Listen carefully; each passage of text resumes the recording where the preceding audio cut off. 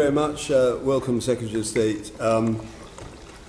Following the vote last night, I hope we had a good night's rest. And we'll now move on to the first question regarding fisheries during the implementation period. Now, the Prime Minister has agreed in principle a post-Brexit implementation period lasting until 31st December, extending to fisheries. How would you categorise the likely relationship between UK fisheries management and the common fisheries policy between the 30th of March 2019 and the 31st of December 2020, bearing in mind that the UK will be moving from a position where it has a formal role in EU decisions on fisheries policy to one where it will be merely invited to meetings and consulted on occasions. Is this satisfactory to you? Would you like to comment on my first point as well? Yes, of course, Sir. Well, first of all, thank you very much for the invitation to appear in front of your committee. As you know, I served on this committee. It was one of my first responsibilities and pleasures in this House to be on this committee when I was a new arrival in 2005. So it's good to be back. Good. And enlightening on fisheries, we're discussing an area, curiously enough, where power flows back to Britain even before the transition period, should it be delivered, ends. Because the European Union, when we agreed the transition period with them in principle in March of this year, agreed that Britain would prepare for life outside the European Union from the 1st of January 2021 by being represented at the December Fisheries Council in 2020 as though it were already an independent coastal state. So in crude terms, we will be represented, because we'll still be a member of the European Union, in the December Council at the end of this year fully. Then there will be 1 year during the transition period when we will sit alongside others, and we will, of course, be obeying the rules of the Common Fisheries Policy. But even the most optimistic of those who'd envisaged life outside the European Union had acknowledged that after having left in March 2019, there would be a period during which the rules of the CFP would apply. Those rules will apply for, in effect, another 12 months. And then we will be preparing, as I say, for that December Council as an independent coastal state. And then from the 1st of January 2021, then we'll be operating as a fully independent coastal state. And whatever criticisms any of us might make or observations we might make about the EU, this seems to me to be a mature way of ensuring that from the 1st of January 2021, Britain as an independent coastal state and the EU 27 as an ongoing entity can operate effectively management of our shared resources by recognising that Britain will control the waters up to 200 miles out, the exclusive economic zone. But we will be negotiating with other people about that area within the independent coastal state jurisdiction. Could I just, for the sake of the people watching this programme, which I think a lot of people will be, the mileage, as it were, I suppose some people were talking kilometres, but yes. What would be the precise area? It's just for the sake of the record. For the sake of the record, our exclusive economic zone as an independent coastal state is 200 nautical miles, I should stress, out from the UK coastline or the median line between ourselves and another independent state. And that, of course, in the context of Rockall and all that sort of thing, absolutely takes you into a much wider area. So some people think it's 200 from, shall we say, Whitby or somewhere like that. It doesn't quite work like that. No, exactly. And I think it's very important to get that clear. No, exactly. Because of the position of Rockall, you're absolutely right. There's a sort of spur that extends into the Atlantic. Yes, I dealt with that on the North Sea Oil Bill. Back in 1975. So, Richard Drax, please. Next question. Good morning, and nice to see you. Once this implementation period is over, the United Kingdom will be an independent coastal state. Yes. Hurrah, say I, and all our fishermen in this country. You published a fisheries white paper, which was ambiguous on the nature of the relationship that you seek with the EU regarding fisheries and the co-management of around 100 shared stocks. How do you see this system working when we left this implementation period? I hope there was no ambiguity, but I do hope that there was also room for people to offer their own views about how we should operate as an independent coastal state, because the white paper is intended to be a consultation, but a consultation, I hope, with a clear sense of direction. And my view is that the best analogy is with other independent coastal states, whether that's Iceland or Norway, who manage their own fisheries in a way which ensures that this natural resource is managed in a sustainable way, but it's also managed in a way which allows the nation which owns that natural resource to allocate access to it. And in general terms, we will be able to say to the EU27, and for that matter to Norway and to others, that they can have access to our waters, but on terms that we decide. And one of the points that we make in the White Paper is that fishing opportunities have been fixed according to a formula that was set in the 1970s, a formula called relative stability, which reflected broadly the fishing opportunities that existed at that time. Now, things have changed since then, as we all know. Some stocks have declined, others, after a period of decline, are in a state of recovery. Climate change has meant that fish are in different parts of the sea. We think that a simple principle called zonal attachment is a more sensible way of looking at how quota should be allocated. And we also believe that the additional quota that we believe Britain will have as a result of taking back control of those waters should be allocated firstly to our own fleet, and the estimate made by the Scottish Government and others is that were we to do so, we would see a significant uplift both in terms of jobs and also money generated for the economy. Can you give any sort of percentage on the uplift, on how much more fishing will my fishermen and your fishermen, how much will they actually get back? Well, I think more to begin with, and of course the question is how much more over time is a matter for negotiation, but it will be for us as a sovereign state to decide. Bertie Armstrong, who is the chief executive of the Scottish Fishermen's Federation, was interviewed about this matter when the White Paper was published, and he himself said that we shouldn't at this stage show our hand. We know that we are in control of those waters, but we shouldn't state at this point what the exact percentage additional uplift would be. That would be to show our hand at the beginning of the negotiation, which no poker or bridge player should seek to do. But you could assure our fishermen that they won't be sold out for some other deal behind, sort of backroom deals that go on, and they will have the lion's share. The whole point of leaving the EU is so we get back control of our waters. I think it's well understood across government, across the country, how important it is. I think that my friend, our colleague, Ruth Davidson, who argued very strongly to remain, has made the point that even the most Remainer and even the most Brexiteer unite around one thing, which is that Brexit must mean that we take back control of our waters, and with that we revive our coastal communities. And the White Paper, which is a cross-government document, made it clear that we will have a separate negotiation over allocation of fishing opportunities, a separate negotiation over other countries having access to our waters. We'll do that every year, and that will be entirely separate from the negotiations, obviously, that the government will undertake with the EU about our future partnership and trade. Can I ask you one more question, because time is short and other colleagues will ask many more questions. The landing and processing of fish. Yes. Where do we go with that? Because I understand that one of the points under discussion is that all fish must be landed in the UK and processed in the UK. There is I know Russian trawlers doing all that on what they're Klondike, whatever they're called. Yes. Is that right? There is a principle called the economic link, which means that if a boat is to be considered, if a vessel is to be considered British, then there are certain obligations that flow from that. And we will look to make sure that that economic link is defined in a way which means that the maximum number of fish are landed and the maximum economic benefit comes to the United Kingdom. Just a very quick question, no answer to the Secretary of State. The British representatives of the British fishing industry have made proposals, a specific scheme for running British fishing after Brexit, yes, which seems to be very sensible. It would have it would rebuild fishing stocks, it would rebuild fishing industry, it would avoid any blackfish, it would avoid any discards. Yes. A very specific, intelligent scheme. Have you seen that scheme, and would you give it serious consideration? Yes, one of the absolutely. I think that the proposal that you are alluding to is a proposal whereby we have a days at sea or effort-based control our fishing. We propose to pilot exactly such an approach, particularly with our inshore fishing fleet.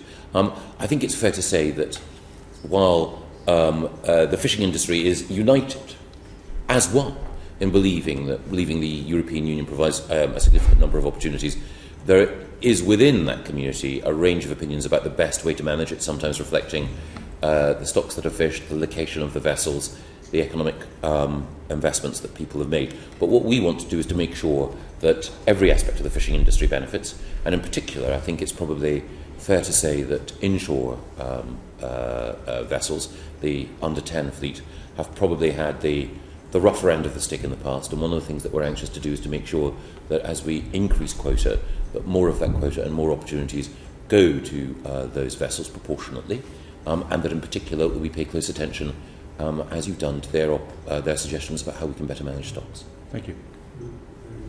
Thank you very much, Chair. The white paper, very much as you just mentioned, Secretary of State, separates access to waters from access to markets. Yes. But obviously the EU takes a completely different view of that and would expect that to be part of a negotiation. Why do you think they would agree? Well, I think there are two things. I think the first thing is there is a brute fact, which is that in an international law we'll be an independent coastal state. And that's not up for negotiation. Whatever else one says about the European Commission, it is a body that respects international law and that operates in a rules-based way and understands the importance of treaties. And therefore, it would be completely out of character and out of kilter for the Commission and those working on its behalf and negotiating on its behalf to seek to undermine or overturn the basis on which a country would be or is operating as an independent coastal state.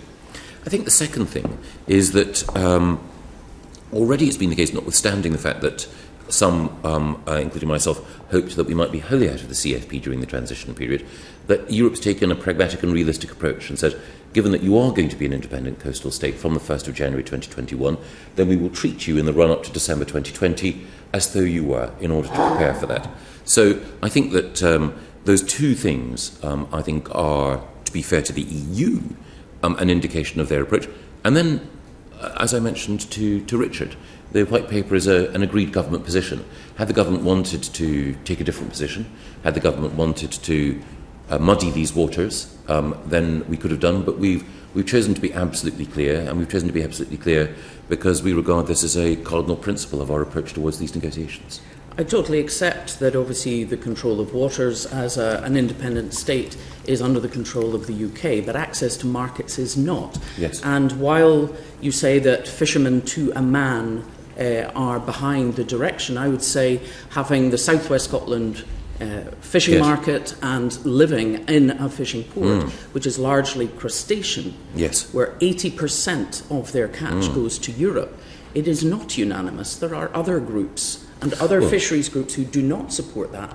So what they are concerned about is the tariffs and what they might have to go to get their lobster to market. And while the North East might think we're all going to eat more white fish, we aren't going to be eating more lobster. So how do we get the EU to give us tariff-free and speedy access for crustaceans? I'm tempted to say that the crustaceans that are landed by the vessels that sail out of South West Scotland, we should be eating more of in the UK because it's high-quality foodstuff, and I'd happily demonstrate that by coming to visit your constituency and tucking in myself. But the serious point, you're right, is that none of us wanted to see tariffs set up. And to be fair to Michel Barnier, when he's described the goal that he wants at the end of these negotiations, he said that he would like a free trade agreement with neither tariffs nor quotas. And I think that whatever challenges that we face in this negotiation, it's clear to me that the EU does not want to erect tariff barriers between the EU 27 and the UK. Obviously, there are a range of different outcomes that may arise at the end of these negotiations, and the government has a clear preference. But I think that that determination on both sides not to have tariffs is very clear. But how could it be that Norway, who is actually in the single market, has to pay tariffs because it's not in the CFP? And we would expect that the UK, who expects to be much further out of Europe than Norway, would actually have tariff-free access. Because that's the stated aim of the European Union, that they don't want to have tariffs on food products or quotas. And again, none of us can know quite how the negotiations will end, but Michel Barnier is a tough negotiator, but he has been clear about this, and I think it reflects a broader thing, which is that there are certain sectors of our agricultural and fisheries industries which do rely very heavily on exports. You're absolutely right. Shellfish and, as it happens, of course, sheep meat are sectors that rely very heavily on exports. But overall, we import significantly more from the EU in terms of food than we export. And therefore, without suggesting for a moment that the conclusion of these negotiations will be determined entirely by economic interests, nevertheless, there are strong economic interests within the EU 27 in maintaining tariff-free access either way for food.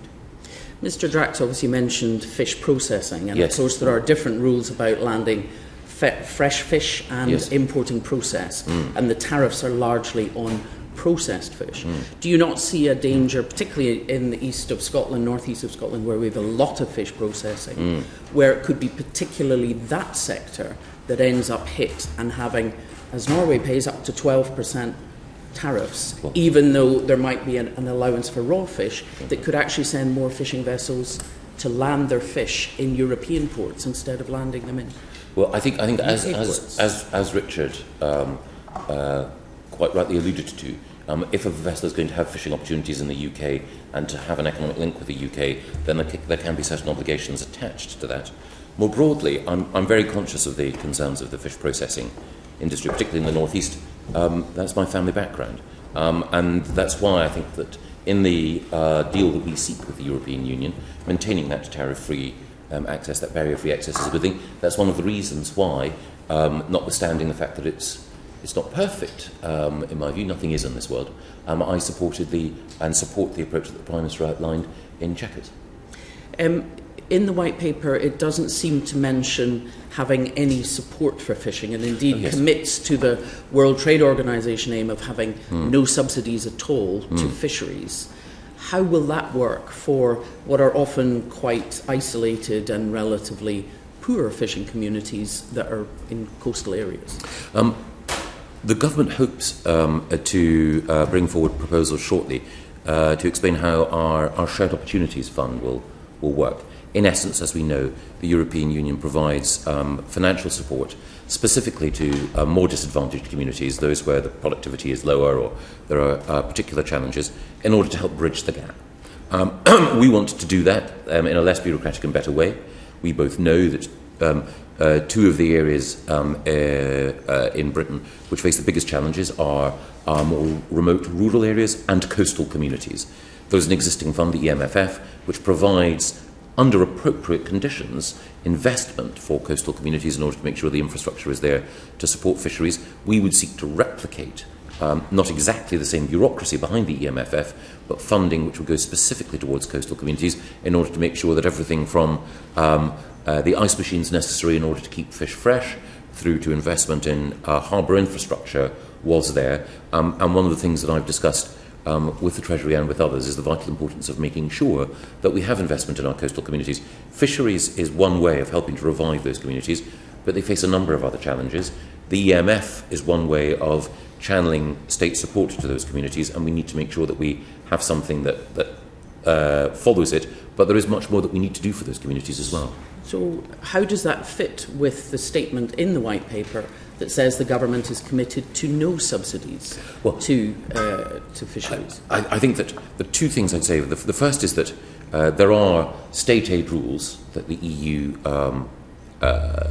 has and which the Commission polices, and they are there obviously to prevent the unfair, in the EU's eyes, and I think many people in Britain would share this view, the unfair subsidy of a particular industry. But it's also the case that the EU has an historic appreciation of the importance of states being able to use money both to support coastal communities through the MFF and also to support rural communities through Pillar 2 of the CAP for the RDPE funding. So I think there's a distinction between the sort of state aid that might be, for example, a significant subsidy to a particular manufacturing industry and the legitimate government support that comes through programmes like EMFF. But in the White Paper it says it commits to the World Trade Organization ambition for no subsidies. So this is not talking about the EU level, it's the World Trade Organization level, which does not want to see any subsidies at all. I think the lack of subsidies that we're talking about here are those subsidies that would be seen as trade distorting, of a kind which the EU itself recognises through its state aid scheme. And I think that across the world there's a recognition that the WTO allows different boxes, amber, green and so on, for types of support for agriculture and agri-foods specifically. So there is already a WTO appreciation that states will and do provide support for agriculture and for food production, which is distinct from state aid of other kind. Okay. So that phrase simply needs a little bit more expansion, perhaps, in the white paper. No, I think that's a fair point. It's rather bold. I think it's a fair point, absolutely. Finally, can I just ask whether any consideration was given to overseas territories like the Falklands, who fishing is 41% of Yes. their economy, 94% of their catch, which is lolio squid, is landed to Europe Yes. through Spain, through the UK's right as a member. Yes. What is the plan to support them afterwards? Well, the Foreign Secretary, the new Foreign Secretary, made this point in a Cabinet Committee meeting earlier this week, and it's our aim to ensure that the overseas territories continue to have, that all UK sovereign territories continue to have the same access to European markets as they do at the moment. And the Foreign Secretary is very conscious in helping to shape our negotiating strategy of our responsibility towards all of those territories and the economic opportunities that they currently have needing to be preserved. And you think that's an achievable goal when we are no longer a member? I think so. I think on the earlier basis that we discussed, that the broad approach that the EU, I think, would like to see would be to maintain tariff-free access on the basis that we have at the moment. Other things, of course, inevitably will change, but I think tariff-free trade is something that the EU would like to see preserved. So obviously they must expect a challenge from Norway then, after that, when they're actually members of the single market. One of the things, again, about the approach that we're putting forward is that it is bespoke. Some argue, well, you can't have a bespoke deal with the EU, but by definition almost every deal is bespoke. And being in the single market brings with it opportunities but also restrictions. It's a particular model. We want a different model. Thank you, sir. Just on that Falklands point, again we have a median line issue, I think, Yes. which is basically determined by those territories which belong Yes. to the Falklands, if we can put it that way, in terms of Georgia and the rest of it. Oh, yes. Which is rather a difficult problem when it came to the Falklands War, because actually it was getting that wrong that led to some of the initial difficulties. It's a kind of local situation. But Oh, yes. so It's a very important point. The extension of the area, as far as the Falklands is concerned, will be governed by the same principles that you expressed earlier with regard to the 200 miles, as I put it, and the whatever it is in kilometres Yes. that you put it. Exactly, and you're absolutely right, Sir Bill. The South Georgia and south of it, the South Sandwich Islands, are UK territory, sovereign territory. But fisheries management in those areas, particularly as you move towards Antarctica, is governed increasingly quite rightly, by environmental considerations. One of the things that we want to do is to make sure that we can work with all the other countries which have an interest in Antarctica through CAMLA in order to ensure that we have absolutely the right conservation measures in tune there. So your point about sovereignty is correct, but we also want to make sure that we work with all those countries that have an interest. Absolutely, with great opportunities as well. Absolutely. We're now going to move on to agriculture, which is a question for Kelvin Hopkins, please. Thank you, Chair. We've got some drafting questions which I should read if you don't mind. Of course. The withdrawal agreement provides that the direct payments regulation will not apply in 2020. Would you agree that this exemption could be problematic if there is any extension to the implementation period, or should the agreed solution to the Irish border require continued application of the CAP? I don't believe that a solution to the Irish border requires the continued application of the CAP. I think that there is an opportunity here in that year, in 2020, for the UK, should we wish to disapply some of the burdensome bureaucracy associated with the Common Agricultural Policy. And it's the government's aim to ensure that whatever may happen in 2020, that in the future we definitely have, post-2021, a different approach than the CAP, one that is, we believe, both less bureaucratic and more enlightened, putting to one side whatever we may do at that point, the Irish border issue, the government hopes to deal with through the Chequers approach of ensuring that we maintain alignment on SPS, i.e. essentially food safety and animal welfare standards.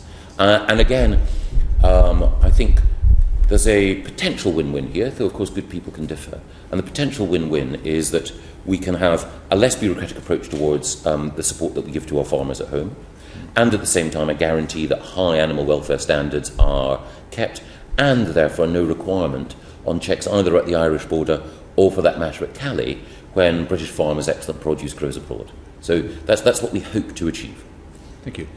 Your department's explanatory memorandum on the revised CAP highlights that, as drafted, the revised CAP will have to be implemented by the UK from October 2020. What progress has been made in negotiating a UK carve-out from this provision, and will it need to form part of the withdrawal agreement in order to provide the necessary certainty?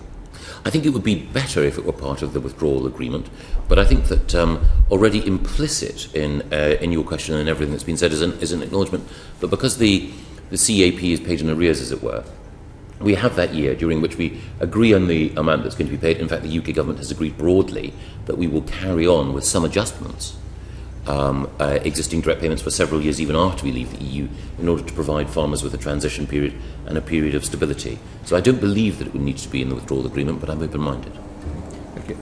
My final question. Your department's explanatory memorandum on the CAP reform package observed that, quotes, no direct policy implications, close quotes, arise from the package as the UK does not anticipate being a participant in the CAP post-2020. Yes. What indirect policy implications may there be for the UK rising from the EU's CAP reform proposals?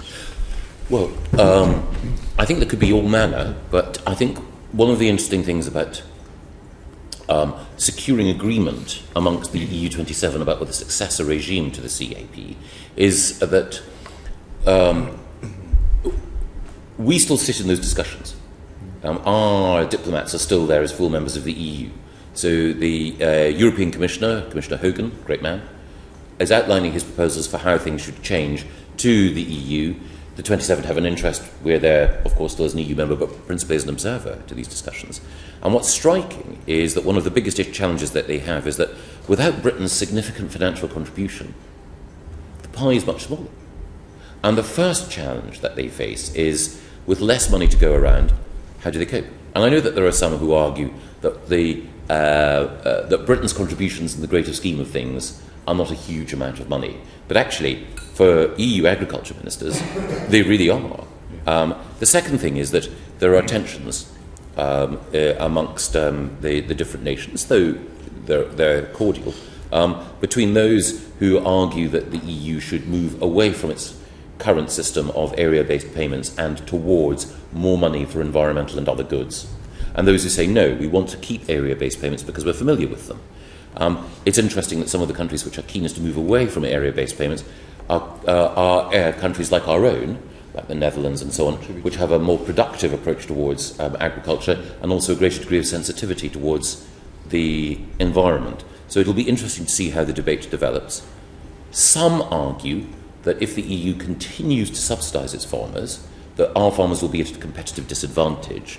But actually, I think the truer view is that provided we get our approach right, provided we withdraw the existing level of subsidy and in an appropriate and gradual way and repurpose it, that we can actually make sure that our farming industry is more competitive, not just than the majority of EU nations, but the majority of developed countries, and at the same time we secure environmental benefits. Thank you. And would I be right in suggesting that we are actually going to guarantee that our farmers, if you could just repeat this again for the record, because there will be people listening to yes. this, that in terms of subsidies they'll be no worse off and might even be better off? Right up until 2022, the same amount in cash terms will be spent on agricultural support. So in some respects, that guarantee that of payment up until 2022 is a firmer guarantee than even the EU can provide its member states, because they don't know, though they have a legitimate expectation, they don't know what they're going to be paid between 2020 and 2022. The other thing that we've said also is that while we're going to progressively reduce the amount that goes in area-based payments, We are also going to make sure that that money goes to fund new pilot schemes which landowners and land managers can use in order to develop new ways, either of becoming more productive or of investing in environmental benefits. But overall, I think that the thrust of your question is absolutely right. Thank you. Richard Jones. Chair, I think what I must do is declare an interest, which I should have done at the start, and I apologise for not, because obviously I am a landowner and a farmer, and this is very much a debate that's going on now, so I may just declare my interest. According to my register, I think that would put things on the record properly. Thank you very much indeed. Thank you. Philippa. Supplementary Secretary of State, you talked about obviously subsidies for environmental actions, but also more productive.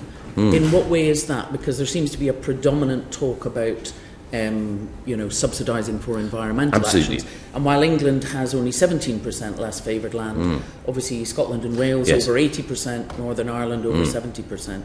So quite different farming.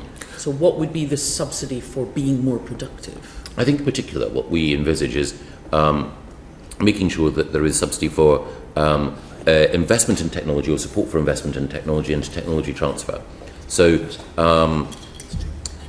to take a case in point, animal health, investment in ensuring that farmers can have accurate data about the health of their individual animals can enable them to take the appropriate steps in order to limit the spread of disease, in order to ensure that animals remain healthy, in order to ensure that their investment in their stock is not harmed, and you get again a win-win. So, for example, when I visited Harper Adams, the brilliant agricultural university in Shropshire, they have something called a Fitbit for cows, essentially a sensor that can tell you when it is better for cows to be indoors or outdoors, which feed is better for cows at particular points.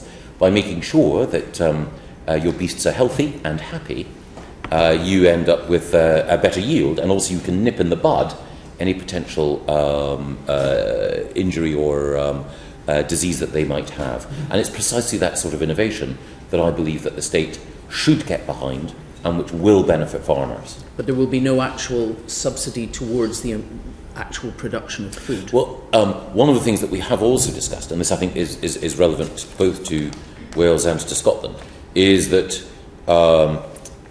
upland farming, upland livestock farming, plays a part in keeping communities together. It's difficult to envisage the Lake District or Exmoor or the southern uplands of Scotland without imagining livestock farming in those areas. And even though it's not the most productive and profitable type of farming, it is associated with a lifestyle and with communities that I suspect all of us here would want to see preserved. So one of the other things that we've been talking about is thinking about how we can provide support for those communities so that people can continue to run profitable farm businesses there, knowing that the economics of those farm businesses is very different, say, from being a cereal farmer in Cambridge. Thank you. Stephen Kinnock. Thank you. Welcome. Yes, with apologies to yourself and to the Secretary of State for being so late. Very sorry about that. I just wanted to ask Secretary of State about agencies. You'll know that there are about 50 EU agencies, and many of them are vital to your portfolio. Many of those agencies, in their statutes, make it clear that it is not possible for a third country to participate in any way, shape or form in the agency. So is it your understanding that if we were to want to participate in any of those agencies, we would have to, first of all, get the statutes changed? Well, we're seeking associate membership of some agencies, and some of them, as a nation, we're seeking associate membership. Some of them don't have a direct bearing on my department, so the European Aviation Safety Agency. Sure.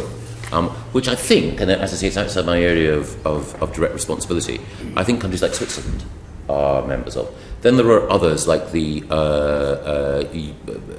European Chemicals Agency, which no other country outside the EU is a member of, and we're seeking associate membership of it. We believe, for a host of reasons, that it's in the interests of the UK chemical industry, but also in the interests of the EU. So we're seeking a particular type of membership. It would be a departure from that which the EU has hitherto authorised, We hope that in these negotiations that a pragmatic approach will mean that associate membership could be granted. And therefore you're asking for the actual statutes of the agencies to be changed? We're asking the EU definitely to change its approach, yes. And are you able to give any sense of what the feedback on that has been? Well, so far, that proposal was canvassed in advance of an earlier Chequers meeting, and there was no direct pushback from the EU, certainly none of which I was aware. And I think, again, just listening to the radio this morning, a Dutch politician who was interviewed took a pragmatic approach towards the government's Chequers proposals. And I won't deny that there'll be some people who will take I hesitate to say theological because that's unfair to theologians. There may be some people who will take a purist view of European law and the treaties who might say this can't happen. But I think that everyone acknowledges that the relationship that Britain will have with the EU will be of a different kind from the relationship that any third country has. So again, to be fair to Michel Barnier, he's made the point that even if we have a free trade agreement, similar but obviously not identical to the one that Canada enjoys, because of the size and the proximity of the UK market, he would hope that there would be some other level playing field provisions. I understand why he says that. One of the things that we might say is, in order to ensure that your goals are reached and you want us to achieve certain things, we also think that the EU institutions may wish to be flexible in certain areas. Thank you. Just one other question, if I may, on food rapid alert systems for food poisoning outbreaks. So that is a well-established system within the European Union, enables rapid response across the EU in the case of outbreaks of food poisoning. Could you please provide us with an update on what's the plan for that? Yes. What will the engagement be for that? Because that's obviously a matter of life and death. It is a matter of life and death. And what I can do is that I can write back to you with the work that's being specifically undertaken. It's one of the more than 60 streams of work that our new Director General for EU Exit is undertaking. And I can explain to you, or I'll write back to you with details about the precise range of approaches that we have, the different ways in which we envisage that this might be dealt with, depending on the individual negotiating scenarios and the outcomes that come about. Thank you. Just one final point. Just going back to the agencies briefly. Of course. My understanding was that the UK is planning to set up its own in some cases, agency. yes. Are you able to provide a cost for that? What will that cost in terms of capital expenditure and staffing? Well, there are some agencies that we do plan to set up, and I can provide, for every single one that is covered by DEFRA, I can give you indicative costs. Of course, one of the things about setting up some of those agencies, should we wish to set them up, is as well as providing, obviously, employment, they can potentially provide IP for the UK and potentially provide the UK with an opportunity to provide access to a high-quality service that other countries may well wish to avail themselves of. But we have, as I mentioned with respect to food safety, a range of potential options, and I'll very, very happily share with this committee, as I've offered to share with the DEFRA Select Committee, indicative costs and the work stream where we are at and what the options are that we're thinking of pursuing. You're not able to give us a ballpark figure now of the Not cost? agency by agency, no. Okay, thank you. Excellent, Stephen. You've really caught up. Kate, would you like to ask the next question, which is on agriculture and the proposed free trade area for goods? Yes, thanks, Chair. The white paper on the future relationship advocates a free trade area in goods, including agri-foods, which would entail unlimited harmonisation of EU agri-food rules, which are necessary to provide frictionless trade and order, while an equivalence model for wider food policy. Could you be more specific about what exactly you would see as being necessary for frictionless trade? I think earlier you mentioned animal welfare, food safety, for example, and what issues you think might be covered by wider equivalence approaches. Well, the main thing is to ensure frictionless access to the border, we need to have, or our analysis is that we need to have alignment on SPS, sanitary and phytosanitary standards. In essence, the EU needs to know, and indeed our consumers need to know, that there are certain standards which mean that food is safe to eat, and the manner in which it's been produced and processed is consistent with that. But there are separate things that we can do. Indeed, there are areas where, if we wish to, we can go further than the EU. And indeed, there are to take a controversial area, there are areas where we already do. So, for example, it is the case that no UK farmer could have the domestic production methods that would lead to the production of foie gras. We can in a number of different areas, and we have in the past. My friend John Deepen did when he was in my shoes. He installed higher standards for pig welfare, particularly for sows. And in so doing, he didn't create a barrier to access to the UK market or a barrier for access for British produce to the EU market, but he set a higher standard in a particular area. But overall, the SBS standards, which govern, as I say, the basic level of safety and assurance that people need, and which Stephen referred to, they are the areas that we believe are important to maintain. And there are, should such an agreement be reached, certain specific wins. One of them, as Calvin pointed out earlier, is that it removes any need, it obviates any need for checks on the Irish border, but it also obviates the need for any border inspection post at Calais. And are you able, or do you intend in the near future to publish a specific list of the EU agri-food rules that you think would be included in that common rulebook approach? Yes, I think it's probably fair that I think there's a wide understanding of what falls under SPS, but I think it would definitely be helpful, I'm sure, for people to have a broader understanding, because I think that there have been some, I can completely understand, who've thought, well, alignment on SPS rules for agri-food means that every aspect of British agriculture and food production automatically shadows, emulates, or is harmonised with EU legislation. And as your question points out, that's not the case. There is a distinction between those rules that we agree to follow and those areas where we can, should we wish to, without asking anyone's permission, happily diverge or assert our own position. When do you expect to be able to publish a definitive list?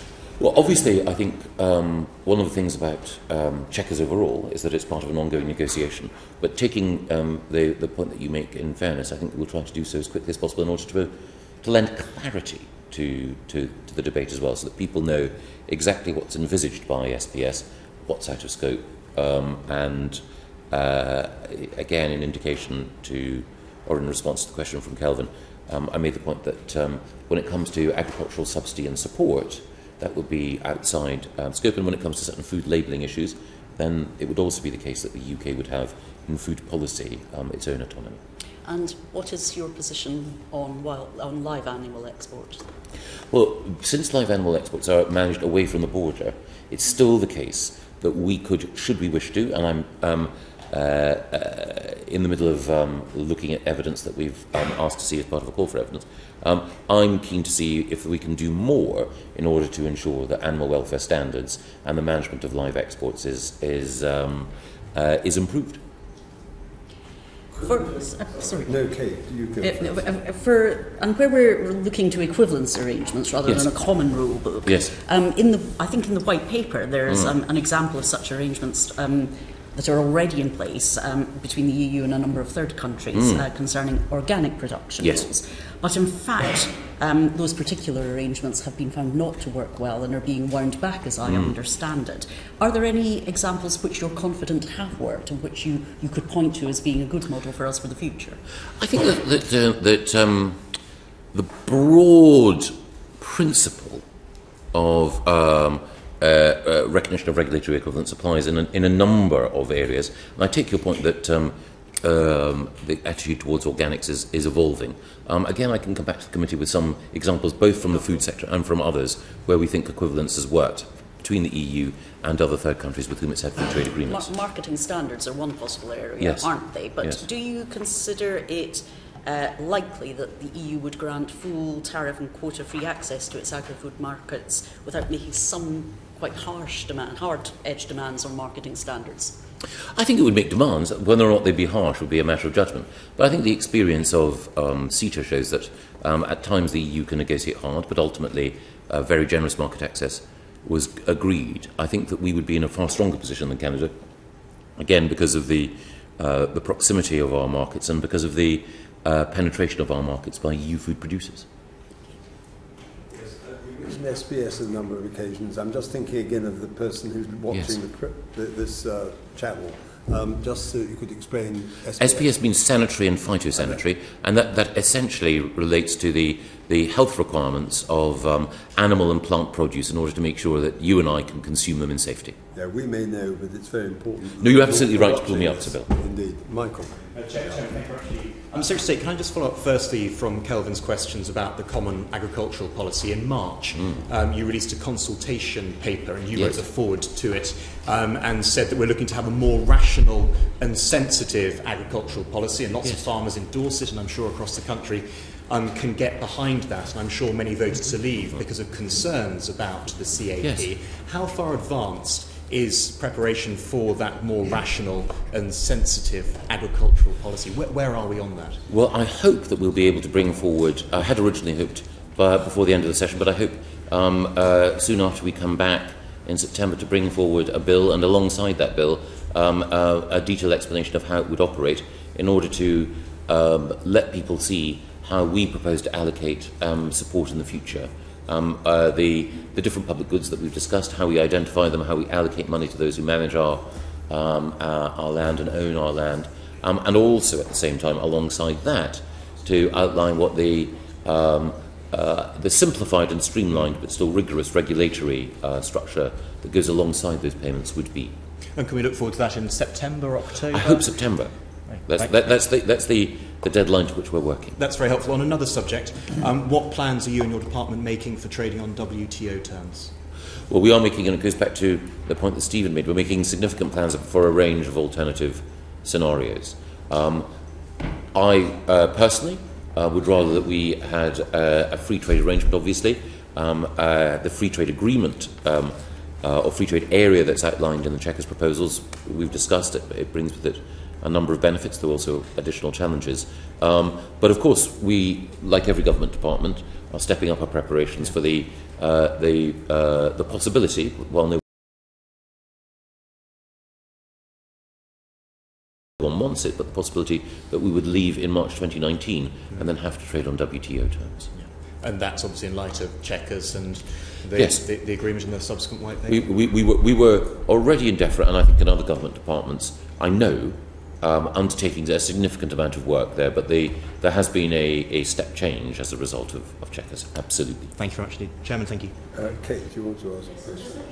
The wider trade arrangements which we may have post exit with other countries, and particularly, for example, the US. What's your approach to marketing and phytosanitary standards where, as you will know, there is considerable public concern about perhaps having to accept imports from the US which meet much lower standards than are acceptable currently or in the EU, or likely to be acceptable to public opinion in this country in the future? Yes, I think it's a very fair point. I think that, again, there's an argument over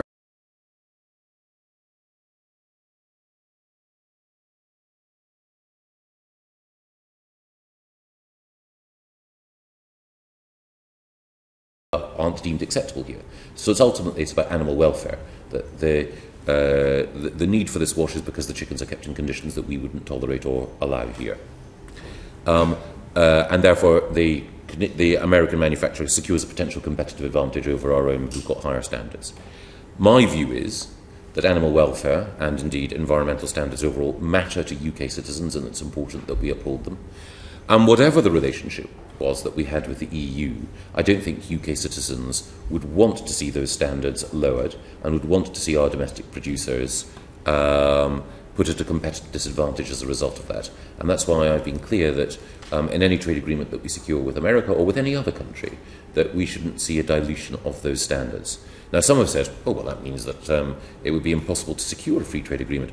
But I think that they're falling prey to the temptation to make the perfect the enemy of the good, that perfect free trade without any barriers whatsoever may be attractive to some, but the truth is it's far, far better, and most free trade agreements recognise that, to respect the sovereignty and the autonomy of individual countries with respect to particular standards, but to seek agreement where one can. I'm sure that agreement can be found in a whole range of areas. The signals from the US President have been quite confusing, to put it gently, have they not? Are you confident that we would be able to secure a deal that would satisfy UK public opinion with the US? One of the things about the US president is that in his book, The Art of the Deal, and overall in his approach towards making deals, he makes the point that his approach is different, put it mildly, from most people's approach. Most people, when they're coming to agreement in a deal, start out, I say, it's on sale for $10 and you say I'll offer you $5, and then we move towards $7.50 over time.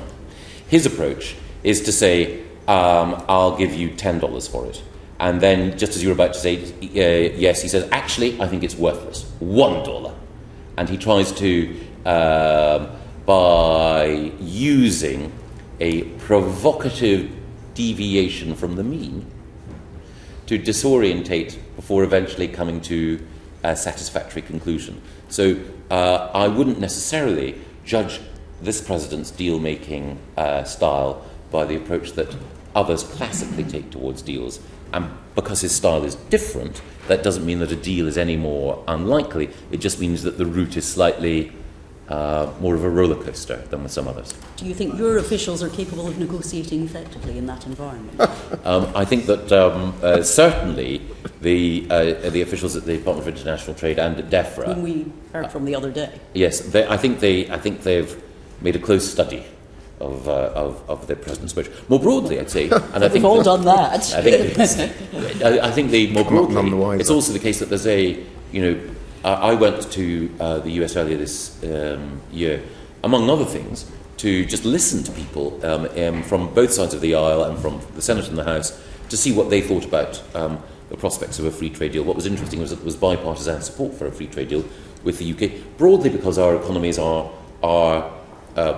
very far from identical, at a similar level of economic development. So, notwithstanding the increase of protectionist sentiment in some parts of the US, the degree of political solidarity and economic alignment that they see with the UK means that there's broad cross-partisan support for a trade deal. Kelvin Hopkins. Question, Secretary of State. Yes. We are substantial net importers of food. Yes. Would you agree that it's important for long-term food security reasons to sustain agriculture and possibly expand it in the future to make sure that we don't become over-dependent on imports? Yes, I think it's an important. It's a very fair challenge. There are some countries which are economically successful and developed nations, which are significant net exporters of food. New Zealand is one, but again, its geography and its demography are very different from our own.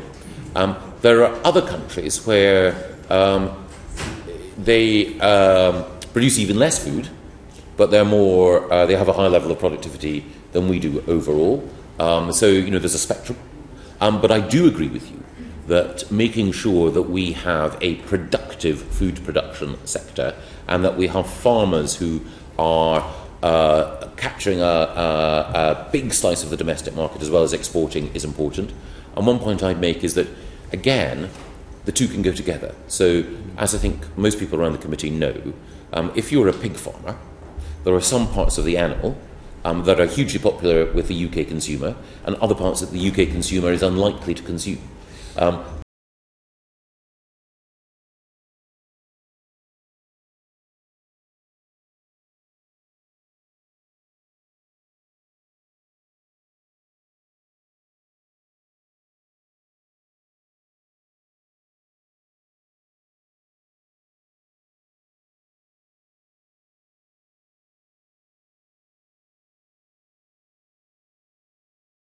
But those parts are often cherished and valued in other markets.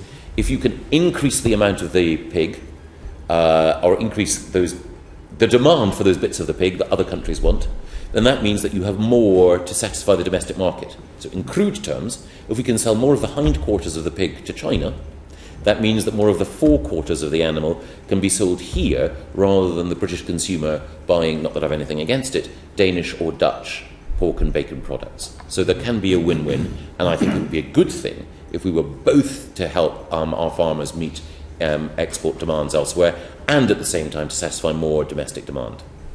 Just before we move on, I'd just like to make one comment, I think, on the fact that with regard to President Trump, he is the first president of the United States since 1945 who is actively really taken a very strong position with regard to the EU.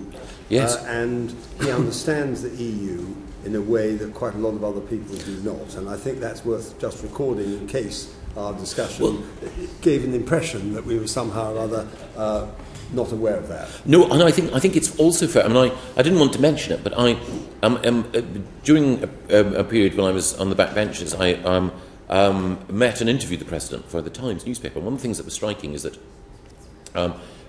he had his attitude towards the EU is framed by a number of things, but one of them is being a businessman with interest in the EU.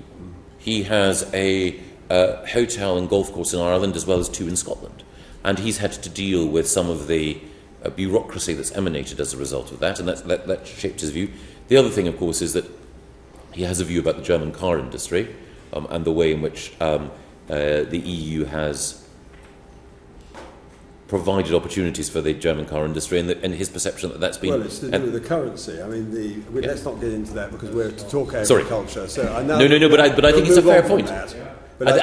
You're absolutely... I think the very fair point is that he's a very unique politician, but it's a mistake to underestimate him, and that he has a particular political analysis, and also that he is a shrewd negotiator. Thank you very much. Go right, Davis. We're getting back to... and he seems to like Russia more than the EU. Back to the environment. Moving on from that. We're now on the environment. There's widespread concern, as you know, Secretary of State, that environmental standards will slip after we leave the EU, and therefore Michael Barnier suggested a non-regression clause so that we would have that as a minimum standard above which we could rise. In the Environmental Audit Committee, when I questioned you on this, you expressed some concerns that a non-regression clause would give rise to potentially the EU having some sort of control over our domestic arrangements. But that's now in the white paper. So would you now sort of commit to that and tell us how you'll enshrine that into UK law? I think it's no surprise to this committee that in a perfect world, I would like the UK to have a slightly higher degree of autonomy than that envisaged in the Chequers approach. The Chequers approach is a compromise. That having been said, there are benefits to the Chequers approach, and one of those are clear benefits, which accrue as a result of not having that higher level of autonomy. And one of that is satisfying EU concerns. My own view is that there is no absolute need for a non-regression clause in order to ensure that environmental standards are maintained. But it is the case, as I think Liam and others have pointed out, that there are non-regression clauses in free trade agreements like CETA. So Canada has agreed to non-regression clauses. So they are a way of providing reassurance that a policy intention that we were always going to have, which is not to dilute environmental standards, will be part of the free trade agreement. And should either of the countries or either of the parties to the free trade agreement not honour that, then there are obviously ways by which arbitral panels and others can pass judgment on it. So you would now support a non-regression clause, and in addition, because you're saying you might support a non-regression clause in other trade agreements so we don't have sort of backdoor entry of lower environmental standards in secret trade deals? Well, I think that I'd look at each agreement on its merits and in the round. Right. Now, you're in favour of a new body for monitoring and enforcement of these standards, which will be non-aggressive, as we've said. Will you ensure that that body is able to exercise fines both against local government but against central government in a way that we're kept to account, for instance, on air quality here? We're in the court now, the European Court of Justice being fined. If we don't satisfy our own standards, which will be the EU standards by the sound of it, who will fine us and how will that work? I think that an independent body should certainly have the capacity to take government to court if the government is breaking the law, yes. Right. Okay, and finally, in terms of if there's a no-deal scenario and we sort of fall off a cliff edge, how will we ensure, this body is up and running and we maintain the sort of standards that you envisage now on the non-regression clause? I think that we would legislate as quickly as possible in order to ensure that such a body was up and running. But I think I think it would be better that we have that transition period and prepare for our new life after January 2021. As I said earlier, we are making preparations for the eventuality that we leave in March 2019, and while that would be not my favoured option, I think that the the cliff edge metaphor is not perhaps the happiest one. And finally, do you envisage associate membership of the European Environment Agency, the European Food Safety Authority, as well as the European Chemical Agency, that the latter one being in the white paper, so that we can maintain standards on plastics, on bees, and on chemicals? Not at this stage. I don't believe that it's necessary. Right, now we are up at 10:30. I know you wanted to leave then. There were just two questions. Of course. I'm sure they'll be short. One I'll from keep my answer short. Mr. Lure, and the other one from Mr. Drax. Of course. So, Mr. Lure first. Thank you.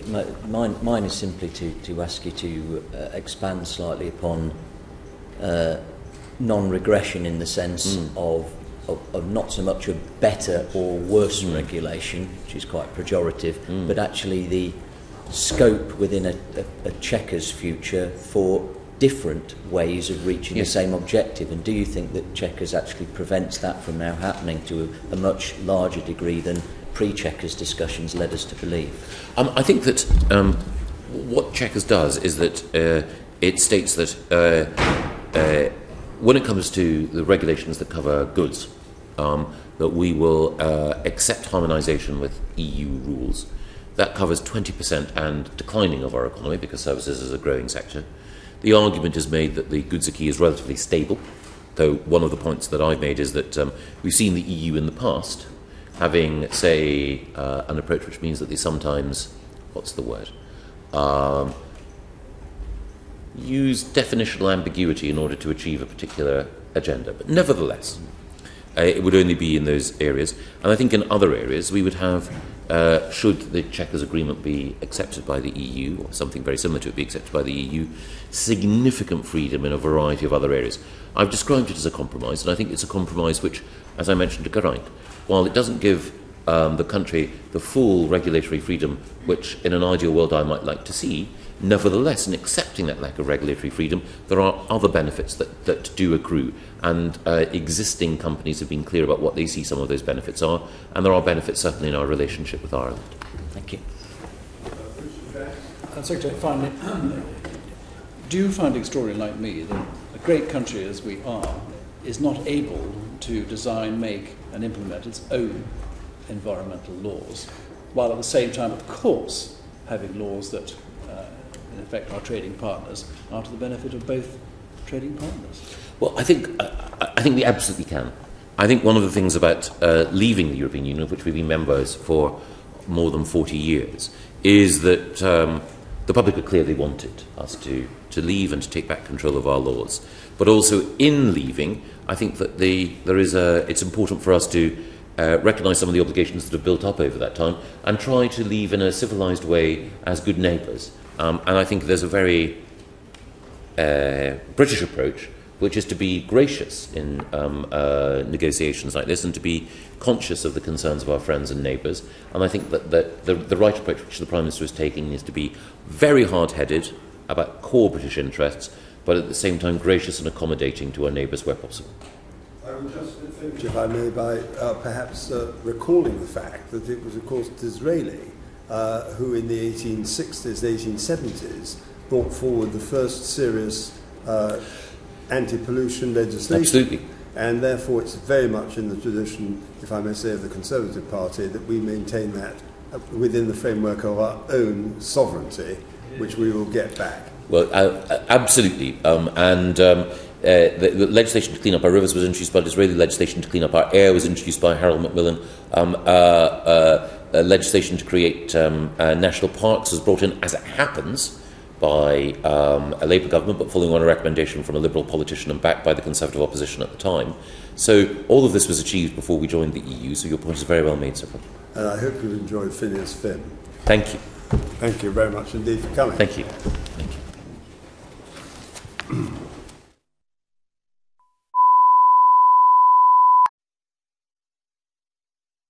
The